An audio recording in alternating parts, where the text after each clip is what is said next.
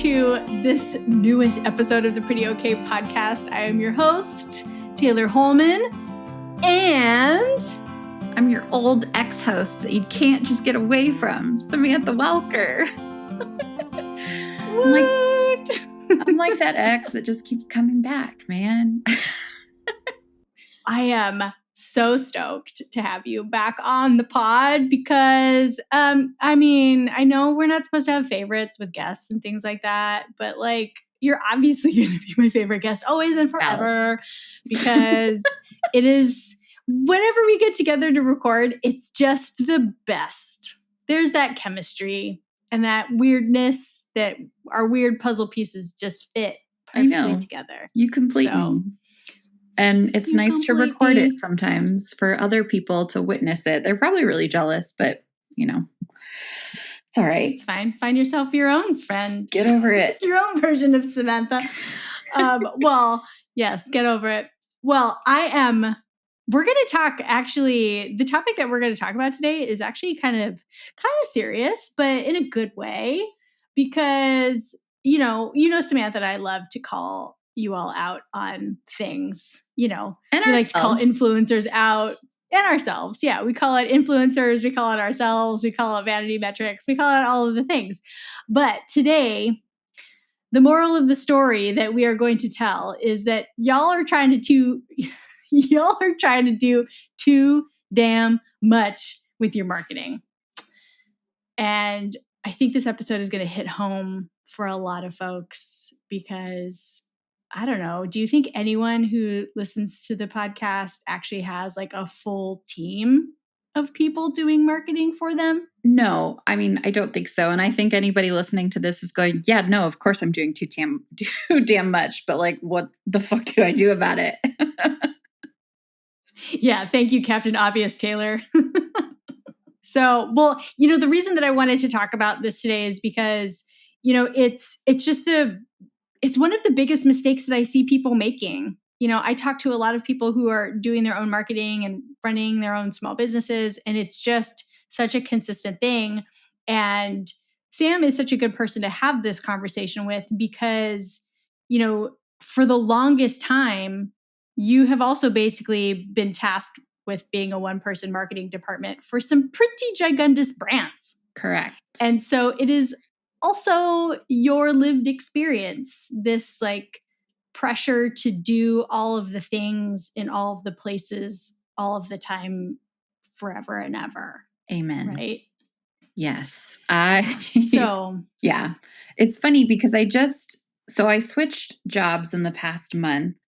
And during that process, I was like interviewing with companies and stuff and explaining to them what I do in my role. And so many of them were like, that's like what 7 people on our team do. And I'm like, yes, no, I understand. This is why I don't want to do this anymore. Like, help me, help me, help you. So it's like, it's wild. You just start getting into this flow of doing all of the things and all of a sudden you're doing all of the things. And it's hard to get out of that once you're in it. But it had to be super validating to have someone who doesn't owe you shit say, you're doing like 7 people's jobs. Yeah, no, it definitely reaffirmed my decision. Like it is validating, but it's also at the same time, not maddening. That's not the right word, but like, it's a little bit frustrating because you're like, yeah, no, I really am. And I have been, and it's too much to ask of one person. I'd say that to Brett all the time. I feel like I pretty regularly am reminding him that he is very lucky to have a co-founder who is a one-person marketing department who can somehow manage to fucking pull shit out of nowhere. And sometimes he doesn't really believe me. I'm like, You're like, so, you know what? You don't realize that you're in a unique situation where you have one Taylor, but other people in your situation would have like 7 Stephanies, and that's just not the same. Sorry, Stephanie. She's not the same. I don't know who Stephanie is. Maybe that's the subtitle on this. Sorry, Stephanie. The 7 Stephanies. So, okay. Yeah. I think it's, I have been told by people similarly to you, right? Like you do the work of many people. And I want to talk about what that looks like, because I think that people don't really realize, I think some people feel like they're doing too much, but objectively, they don't understand that they are doing too much as one person. So, talk to me about what a typical day or week, like what were you expected to produce at your last job that may or may not remain anonymous depending on how you feel about it? Well, I mean, all they have to do is go back and listen to the other episodes. But I mean, everything, right? Like, and that was something too during my transition when I was looking at jobs. I'm like, man, big companies really niche this shit down. Like retention, acquisition, loyal, like they're all have these little subsets of marketing that I'm like, I was doing all of this. I was doing the creative side of it. I was doing the planning, the execution, the strategy, the analysis, like anything that had to do with marketing, it was on my plate to do. And that was from everything from forecasting a budget to creating an Instagram post. So it's like these levels of, your resources, but some of them, like things like creating an Instagram reel, takes so much more fucking time than other things that might be more important at the time. But I mean, for me, I was doing everything, anything marketing, that was me. And it kind of snowballed into, graphic design. Cool. Oh, copywriting. Cool. Oh, yeah. Website. I can do that. I can do the website. That's fine. Cool. Might as well. Well, since I'm marketing the products, I might as well also help design them. Like, that's just how it all snowballs, and I'm a big believer in doing what you do best, the best, right? And then letting other people take on the other things and do them better than you would do them with your either limited capacity or your skill set just isn't quite. Like, I'm not the world's best copywriter. I know this about myself, but I'm able to easily hand that off to somebody who's better at it than me because it's better for the picture overall, right? There's just a lot of shit to do in marketing. There's never ending jobs. Yeah, it is a never ending job for sure. And like, as you were talking, I was like, yeah, that's me too. Just I know it is. Doer of all the things. Yep. Like, hey, what's our overall strategy? Okay, Taylor, come up with that. What are we going to do a last minute push or initiative as a marketing campaign? Taylor, what are we going to do? What's working? What's not working? Taylor, give me the answer. Right. And then it spills into like the execution part of, okay, well, you need, sure, I'll build the website. I'll write the copy. I'll organize all of the photo shoots. Yeah, I will. Forgot about that one. You forgot about the fucking photo shoots. Sam, you can't forget about the photo shoots. I know. But yeah, it's just like every hat that could be worn, I have worn. I am very thankful that at this point in time, when we are recording this, I do have someone, her name is Kara Duncan. She's great. She's like a gift that I have given to myself. She writes Angie's blog content now. And the other gift that I have given to myself is the gift of Maddie from Lavish Creative. And she is coming up with Maddie's great. She's making, guys, all of the reasons that you are entertained by Angie's Instagram reels, it's not because me. It's not that we're entertained by Angie's Instagram reels. We're entertained by Taylor's dancing. Let's be honest. I love the dancing. Thank you, Maddie. Yeah, Maddie makes me dance. Maddie makes me do ridiculous things. But so those are the two areas that now I don't fully own, but I still have to do. I'm still involved in the strategy. I'm still involved in making sure that it's in alignment with the rest of what we're doing. And if I'm going to describe all of the marketing channels that Angie used in 2024 as a way to really help you understand, like, this is too much. And right, because I'm gonna list this all out. And then if as you are listening, you're like, yes, I do that. Yes, I do that. Yes, I do that. Then you also are doing too damn much as a one-person marketing department. So put a finger down if you do public relations. If you're pitching yourself, right? Public relations is pitching yourself to anything and everything. Then there's social media. Then we have email marketing. We have advertising. We have SEO, affiliate marketing, podcasts, and events. Can we wrap events into podcasts? No, they're two different things. Okay, fine. Then you do one more thing than me. So, like,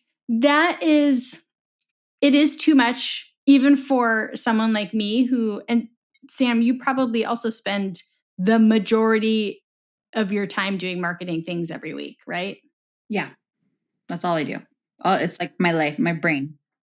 And so, like, trying to do all of those things as someone who spends pretty much their entire week doing marketing things, it's still too damn much, right? And so if you don't spend the majority of your week doing marketing things and you also put down 8 or 9 fingers, hi, something needs to fucking change. Needs to change. So, yeah. So now that you're like, the company you're working for has changed and things are shifting and you probably have better boundaries about, I'm not fucking doing that. How do you prioritize what is going to be on the short list of things that you're like, this is going to move the needle? And so this is what I need to actually be involved with. So the very first thing I did when I came on to my new company was I built out a marketing roadmap where I looked at every different channel that we had and kind of identified where we were in that, or like where I was coming into it from as a new hire. So this might not be applicable to everybody who is marketing their own business, but you can also do the same thing where you can audit yourself essentially. And I created this roadmap, broke it down by channel, looked at the position that we were currently in, and then from there identified, okay, well, here are our strongest channels that are performing well. Here's what needs work. Here's what's in the shitter.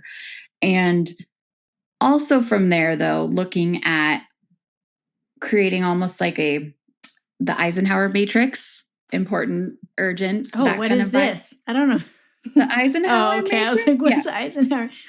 Yeah. You're the one that went to Harvard. I did not. So that was a big thing for me, was using that kind of platform too, to look at things and go, okay, is it important? Is it urgent? And what should we be working on first? And then for us, as an e-commerce business that sells kids clothes, which is my new vibe, looking at the channels that are going to be the most profitable in the immediate future. For example, I would love to start a blog for the brand. Not important right now. It's just that's not going to have the quick results that we need in order for cash flow to get into the bank. Not that we're like in a cash strap situation, but you know what I mean? Like focusing on those immediate channels that you can just get up and running, get them profitable, and then kind of set them and go, and then move on to these things down the list that are like, okay, I've got ads going. Ads are going great. Now I'm going to move on to my influencer strategy, and just parceling it out that way has been very helpful in terms of like digesting this new marketing plan, and then also being able to look at my capacity and what I can handle at a time and what I can delegate to my team and to those around me. So definitely recommend the Eisenhower matrix if you have not ever done such a thing. And then just fleshing out your roadmap. Audit the shit out of yourself. Like pretend you're a consultant and look at it from an outsider's point of view. Like you might love your social media, but how would somebody who has no emotional attachment look at it when they come in? Oh man, that's the fucking brutal part of needing to do strategy, is you do need to look at everything as an outside consultant who has zero emotional attachment.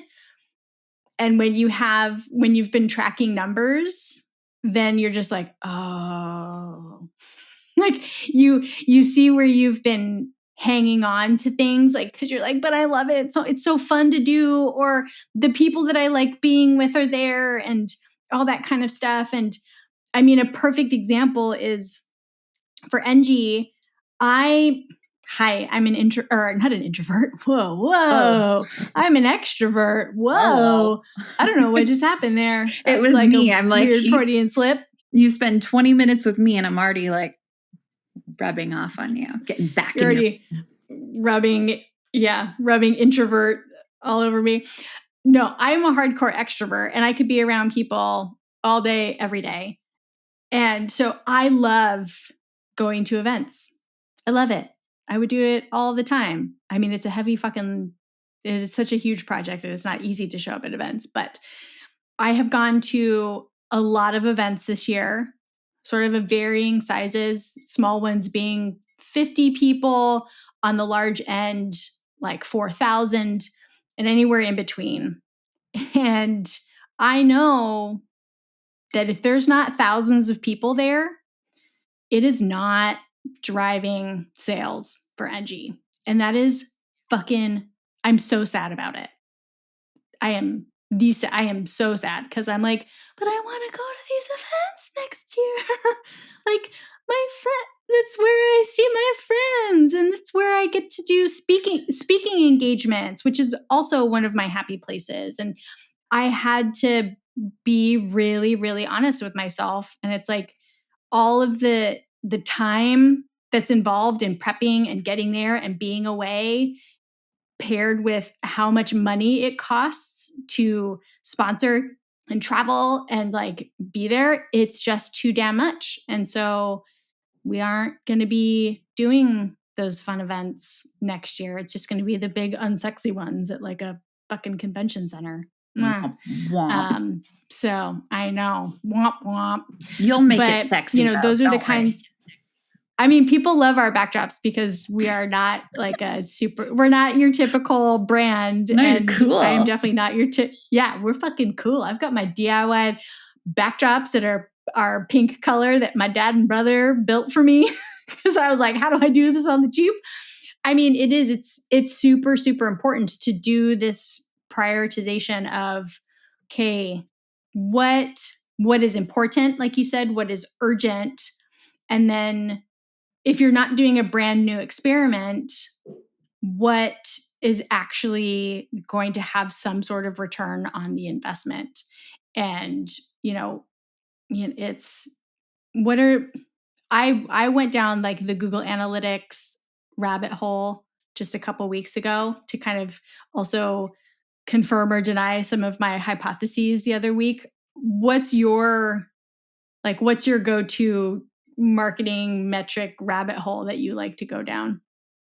For me specifically, it tends to be Shopify lately, just because from an e-commerce perspective, like it's a good starting point, but then jumping off into the different platforms from there. But looking at it overall, seeing where traffic's coming from, seeing what products are doing well, like that's just all the different little webs I have to get together to make a cohesive plan. But yeah, I think Shopify is my home at the moment. Yeah. I know nothing about Shopify's backend, so don't ask me. It's easier than Google Analytics, I'll tell you that. Yeah. Well, that's good to know. I mean, because a lot of people do use Shopify, so yeah, it's not nearly as comprehensive as Google. But I've heard it described as Squarespace's older, cooler sister. Okay. When you're trying to sell stuff. Yeah. It's like, okay. I mean, it's definitely better than Squarespace. I'll give you that. Yeah. So with your actual like top 3 marketing channels now, what are you super focused on in this? Like, I'm not going to do all of this stuff. I'm only showing up in these 3 places. So right now, the main thing I'm focusing on is retention marketing. So our email and our SMS, and then building out a loyalty program because the brand that I joined on has been in business since 2011. So they have a very loyal following and their return customer rate is great, but it's gone down over the last year. So that was where I came in and was like, okay, here we're going to start looking at these flows. We're going to look at, are all of these previous customers sizing out of the brand, which I will say now I'm not just marketing baby products. I go up to size 10. My audience just went, I'm like, amazing. But for the retention marketing side is where I'm jumping in. And then, we have prioritized next to look at influencer marketing because they've done none of that. No influencer marketing, no affiliate marketing. I would love I'm like using myself as an example this whole episode because I would love to start a blog, but it's at the bottom of the list at this point. And then brand partnerships, those are always a great organic way to build your audience without having to pay for it, basically piggybacking on other people's platforms. And that's something I don't think enough brands do. So for me, that was a big important one to jump in on and be like, okay, who can we connect with and leverage with in the industry to expand our reach and also at the same time build those relationships with the other brands. Yep. No, the brand collaborations for sure. I mean, it is something that I don't see enough people doing on a regular cadence.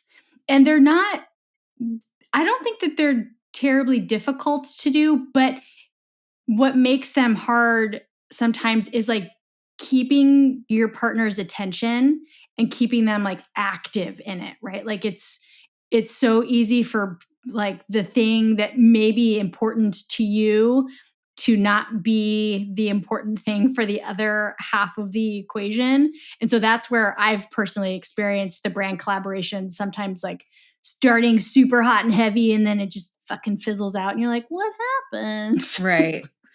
Yeah. For me, I tend to make them like very project based, where it's like, okay, hey, so you're our partner for this month. We're going to do a co-branded email. We're going to do a custom discount. We're going to do some kind of social giveaway, co-write a blog post. So we have like X, Y, Z that we're going to do together. And then from there, there's timelines and deliverables that have to be met. And oftentimes they'll be like, this was great. Let's do it again. So I'm like, okay, I will reach out to you in 8 to 9 months when I have gone through with my other partners. But I digress. See you later. Well, that's a really great, because I think what's always been cool about our relationship is that, well, there's a lot of things that are cool about our relationship, but there's a lot, but with our like sort of working perspectives is that you are super solidly in the product world. And then I'm super solidly in the intangible product where like, trading time for services or, Correct, yeah. I guess tech is kind of a product, but not the same. And so like what I'm focused on this year, it's not going to be 9 different channels. I'm going to be focused on social media because that's kind of a non-negotiable, like it's tippy top of the funnel. So we need that. The other non-negotiable is the SEO blogging stuff for us. And then I'm going to be super focused on YouTube and email marketing. So those are going to be the big ones on top of nurturing our affiliates because that's been a really helpful marketing channel to have because especially as a new product, like people don't know us. And so if we can have true affiliate partners that have built communities that trust their recommendations, then it really does like shorten the time of customer acquisition. But, so I'm still going to be showing up in way more places and doing a lot more volume than your typical person would do. Like I counted the other day between our like public email newsletters that I send and our retention emails. It's like 20 a month. It's a lot. I have to write. That's why they hire people to just do retention marketing or email marketing. It's like, yeah, no, all of these channels at a certain point become a full-time job, right? But as a small business owner or somebody who's working for a smaller business, you're often not blessed with the luxury of the budget for a person in every department. But so that's kind of how we end up in this little pickle. Yeah. I hope it's a dill pickle. You don't like bread and butter pickles, right? Bread and butter pickles are fucking disgusting. Okay, good. I was like, I got a little nervous there for a second. I was like, oh my God, am I going to have to live unfriend you? No, that's the grossest thing in the world. Ugh. They are the grossest thing ever. I like almost got a taste of it in my mouth just thinking about it. It's like,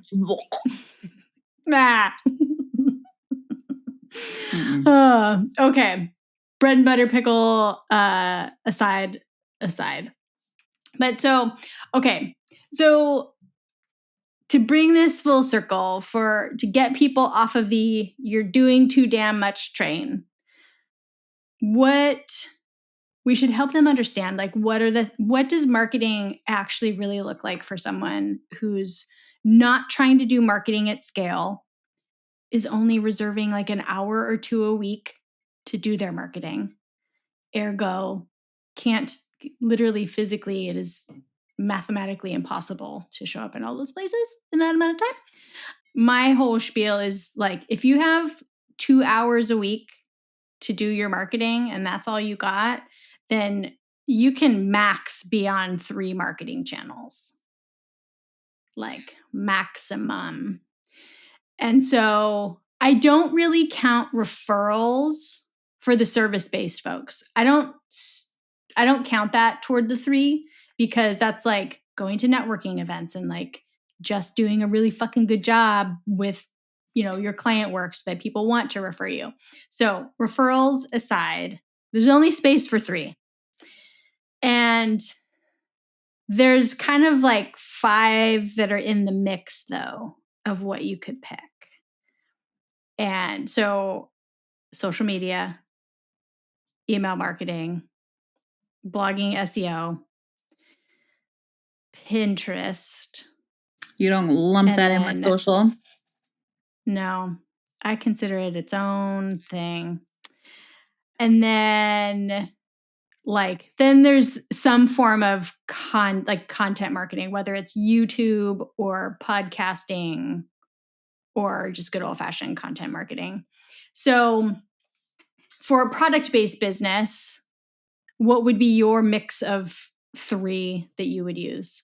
Well, so I would also include influencer marketing in that for a product-based business because these days it is just a necessary evil, basically. And, it's something that helps. It truly does. It helps get the word out there. It does cost you in product, but at the end of the day, if you're starting out and your resources are limited, but you can send product to somebody, like that will help you. I would almost look at it like I would pick my platforms based off of my customer base and my funnels, right? So I would like have one that's the top of funnel, like social, where we're working on new customer acquisition, we're working on getting awareness. Sorry, not customer acquisition. That's not top. You know what I mean? Awareness and then leading into customer acquisition. But I would focus on whatever gets you the most for that. For some people, that's going to be paid ads. For some people, that it just depends on your type of business and your type of product or service. And then moving into your current customers, how you can best nurture them, whether that's email, SMS, blog posts, like what does that look like for you, for your current customers? What do they respond to and what do they want to hear from you and how? That's important. And then, getting those lapsed, anybody that's lapsed as well is a good way to look at your channels. Like, are people falling off after they purchase? Why? Is it because of your email marketing? Is it because they're not engaging with you on social? Like, look at where your customers are coming from. Look at what is doing well and focus your energy on those until you have the capacity to open up more and try new things, right? Like, if you can't do something well, don't do it, is basically my my thought with it. Like, don't put out a shitty blog post for the sake of saying you have a blog. It wastes your time. And then it also makes your customers like, oh, wah, wah. Like it's not. Yeah, they're like, this was a shitty blog post. Yes. And like I'll randomly get an email that I purchased something like from a brand I purchased something from like a year or two ago. And I'm like, what the fuck? Where did you come from? Like it doesn't, I have no connection to that brand. So seeing them all of a sudden sending me an email, I'm like, your time was better spent elsewhere, friend, instead of waiting a year to send me a sales pitch. Yep, totally. Yeah. I mean, I love the way that you like talked about it in the funnel, because that is really what we're trying to do is we're trying to make sure that our mix of the places that we're doing marketing don't just live in the very top of the funnel where you're just meeting new people. Like you have to actually get them further down so that they become someone who's more likely to buy from you, right? Like that's the whole fucking point of all of this. Like give me your monies. It's the whole point. And so for service-based businesses, I think the funnel is like shorter and there are fewer levers that you can play with, because like doing retargeting ads for someone who lands on, a product page isn't something that's typically going to work, because the huge difference in the price point, right? Like if you're slinging a $34 shirt and I'm slinging a $4,500 copywriting service, super different, like for all the reasons. But so like top of funnel is for most people their Instagram accounts or, TikTok. For some people, it's Pinterest. For other people, it's their YouTube channel or their podcast, right? Like this is where there's a lot of gray area in the service space. And so it's just like, but pick one, right? That's going to be where you're trying to reach new people, have new people discover you. And then in the sort of middle of the funnel, again, there's so much gray area with this, but it's like your blog can sit in the middle, your YouTube channel can sit in the middle, like something that gives you an opportunity to have like a longer form conversation, finger quotes, conversation with potential buyers where they can get to know you more. Because if you're asking for thousands of dollars from someone, then they need that time to figure out if it's the right fit. Yeah, they need that proof.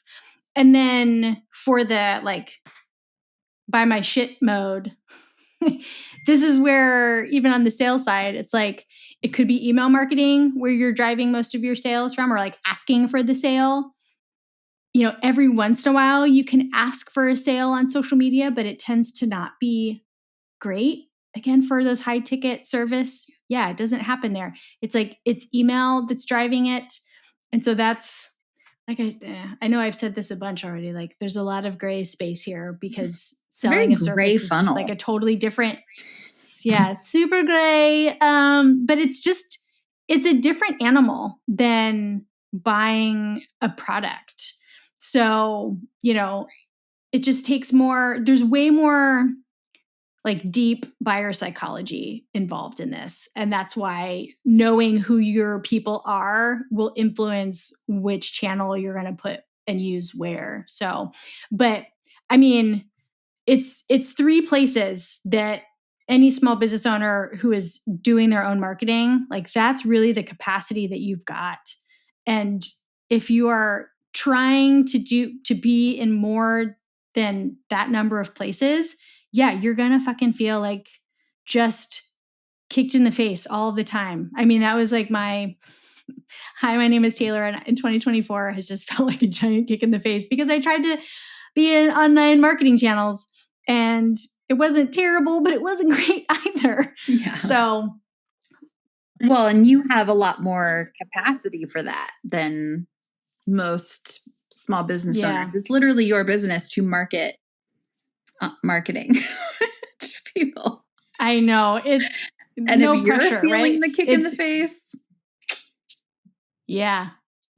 It's a very strange experience, like have turned my marketing consultant self into marketing software and then need to market that marketing software. It's like this it's so strange, guys. I mean, I know what I'm doing, but I don't know what I'm doing at the same time. It's all because marketing has changed so much in the past few years that Well, I'm on the same crazy train. Continue to change because that's what it does, right? Like it will. It keeps us on our fucking toes. And that's why we always go back to keeping an eye on like your numbers and your what's working, what's not working. You know, NG is great for that because you can keep your KPI day. I love KPI day. But, you know, keeping track of what's working well, what needs attention, and then having all of the tools in front of you, like not to shamelessly plug, but if you're trying to figure out what 3 platforms you should be on and how to do them to the best of your ability, having something in place like NG is like the best thing you can do because it gives you the tools, it gives you the, like, you can see the landscape of everything that you're working on. And that's just so much easier than going into it blind and being like, okay, cool, I'm going to do this now. Is it working? Oh, cool. Let me try this now. Like, the best thing you can do for yourself is just simplify it the fuck down and make it easy on yourself to do it the best you can. I think that's going to be NG's new tagline. Simplify it the fuck down. You're welcome. I will send you my invoice. I mean, seriously, that is what this whole episode has been about. Simplify it the fuck down. If you have like emotions about marketing that make you tweaky, it's because you're trying to do too damn much. So like just accept that. Yeah. That meme of, have you ever seen Katy Perry like malfunction in the middle of her concert where she's like, have you seen that? I haven't seen that. I'm going to have to find it. I'm going to have to find it and it'll get worked into the Instagram content for this episode. But yes. Well, that was great. Thank you so much for, you know, just fucking being you and always coming on and having such fun, nerdy, good conversations. Anytime, you know, I just do it so I can look at your face. I appreciate that. I did wash my hair for you. So, oh, thank you. I did not for you, but that doesn't mean I love you any less. I will not take it as you love me any less.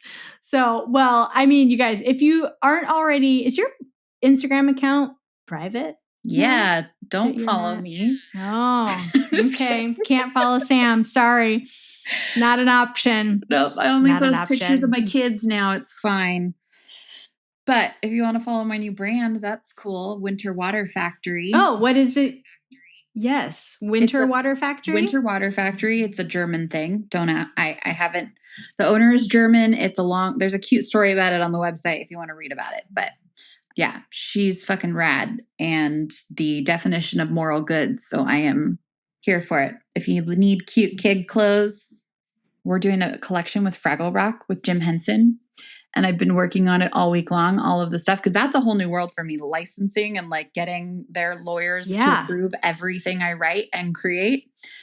So that's coming out in a couple weeks, but our Fraggle Rock collection, I'm like, fuck yeah, nostalgia. Oh, that will be awesome. Oh my God, I'm definitely, my niece and nephew will get some nephews. Fraggle Rock things. Yeah. Nieces and nephews. Tata likes to buy things for her nieces and nephews. Does. So, yes. Well, okay. So, you know, if you want to follow Sam's shenanigans with her kids and her dogs, you can follow her there. But Winter Water Factory, you should definitely give that a follow, especially if you are someone who needs to buy cute gifts for little folks every once in a while. But we do sell adult stuff too. I forgot to tell you that. Oh, I know. Look at everybody can get something. Come get your own adult Fraggle Rock sweatshirt. I'm pitching myself so much. I'm so sorry. No, I'm 100% going to get also myself an adult Fraggle Rock sweatshirt because when else am I going to be able to do that in life? Right? It's going to be my only opportunity. So, well, show notes will be up on prettyokpodcast.com. Our Instagram shenanigans will be up, you know, per usual. And if you enjoyed having Samantha back on the podcast, please give this episode and like and subscribe. And a review if you feel so inclined. But thank you so much for tuning in. Thank you so much, Sam, for taking the time out of your day to record this with me. And we will be back next month with a new episode. And until then, see you later. Bye.